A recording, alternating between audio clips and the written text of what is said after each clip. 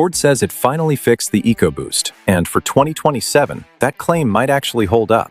If you have ever heard someone say these engines blow up at 60,000 miles, stick around, because the real story is a lot more interesting and a lot more complicated than that one scary number floating around online forums and comment sections everywhere. Over the last decade, Ford's EcoBoost family completely reshaped the truck and SUV world. By pairing turbocharging with direct fuel injection, Ford managed to squeeze V8-style power out of smaller, more efficient engines. Today, EcoBoost power sits under the hood of millions of F-150s, Expeditions, Explorers, Broncos, Rangers, and even Lincoln models across America. But alongside that success, owners, independent repair shops, and warranty records have flagged some real reliability headaches. Certain EcoBoost engines have run into costly repairs right around the 60,000-mile mark, and that pattern has made plenty of buyers nervous about whether these turbocharged engines can actually go the distance.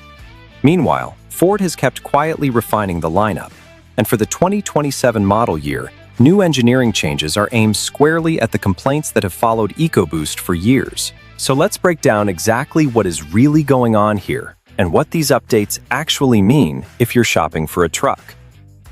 First, let's talk about where that 60,000-mile reputation actually comes from.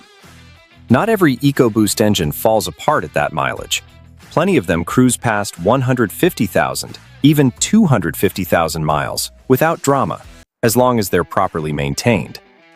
But certain model years and certain engine families do tend to develop issues that start showing up somewhere between 50 and 80,000 miles.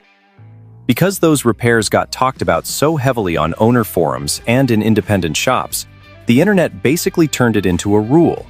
EcoBoost equals 60,000-mile failure. The truth is messier than that.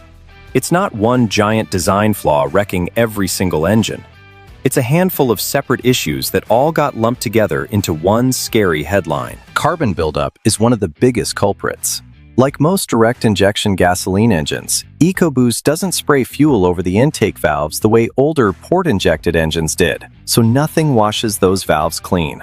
Over time, oil vapor from the crankcase ventilation system can leave deposits behind on those valves. Rack up enough miles, and that buildup can eventually lead to a rough idle, worse fuel economy, misfires, hesitation when you hit the gas, or just an overall drop in performance. Plenty of owners never notice a thing, while others eventually need an intake valve cleaning once the mileage climbs high enough. To Ford's credit, the company has steadily improved its PCV system and engine tuning across several EcoBoost generations, specifically to cut down on this kind of buildup over time. Then there's the turbocharger itself, which is working overtime by design. Turbos let a smaller engine punch way above its weight class in horsepower and torque, but that comes at a cost: extreme heat and insanely high rotational speeds. Skip oil changes entirely, and you're basically starving that turbo of protection it desperately needs to survive.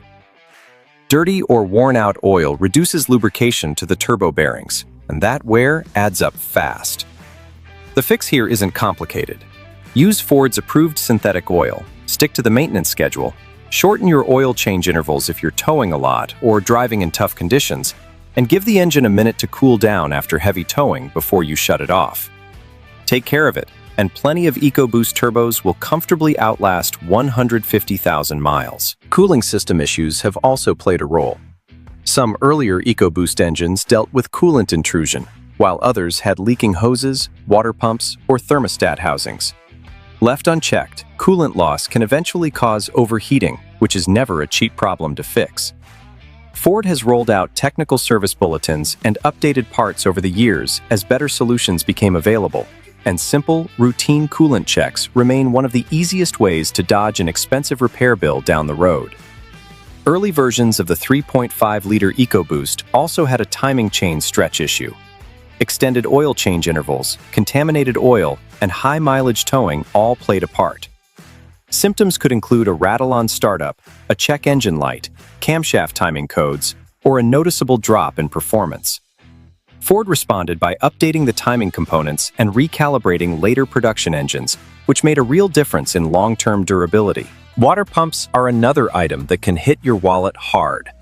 On several EcoBoost engines, replacing the water pump has turned into one of the pricier maintenance jobs out there, simply because of where the component sits deep in the engine and how much labor it genuinely takes to access it properly. Ignoring a coolant leak or an overheating warning only makes that bill bigger over time. Staying ahead of it with preventive maintenance is always cheaper than repairing an engine that's already cooked. Now, here's some genuinely good news that often gets buried under all the horror stories. The 2.7-liter EcoBoost has honestly earned a strong reputation among technicians. While the internet loves to focus on failures, a lot of mechanics consider Ford's second-generation 2.7-liter one of the strongest modern truck engines on the market. Its compacted graphite iron block gives it serious strength, and a long list of internal upgrades has pushed its durability well past earlier turbocharged designs. Owners regularly report strong towing numbers, solid fuel economy, smooth daily driving, and high-mileage reliability when the maintenance gets done. Independent reliability surveys consistently rank the newer 2.7-liter EcoBoost ahead of some of its older siblings. So what's actually changing for 2027? Ford isn't launching a brand new EcoBoost family. Instead, the company keeps refining its existing engines using years of real-world data, durability testing, and customer feedback. These updates are focused on long-term reliability rather than a dramatic performance overhaul. One major area is improved cooling management. Updated cooling strategies help the engine hold steadier temperatures during towing, heavy loads, and hot weather, which takes pressure off the turbocharger and other critical parts. Another area is revised software calibration, with Ford fine-tuning ignition timing, fuel delivery, turbo boost, and knock control to smooth out drivability while easing mechanical stress.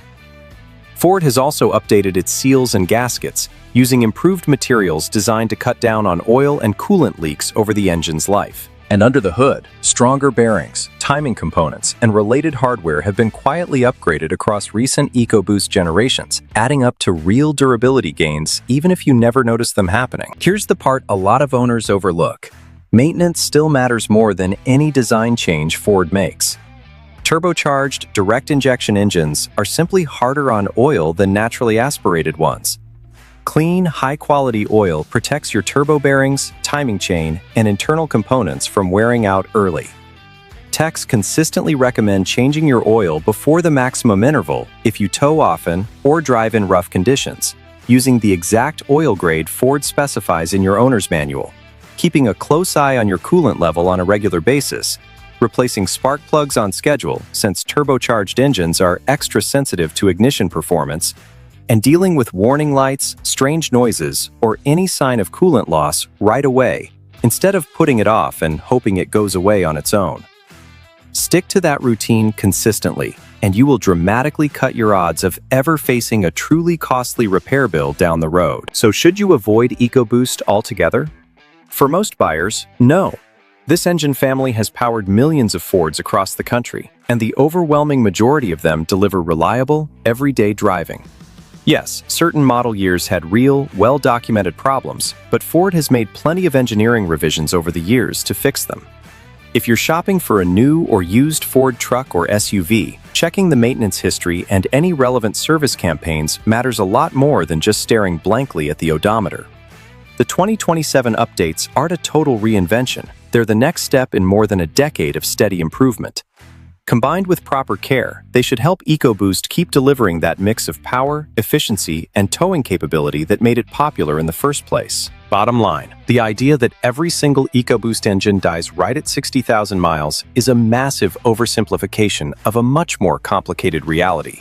Some early engines had real issues, sure, but plenty of EcoBoost trucks out there are cruising well past 200,000 miles with no drama at all. Ford's 2027 improvements, especially around cooling, software, sealing, and durability, show a company that's still working hard to make these engines last without giving up the performance that made EcoBoost a household name in trucks across America.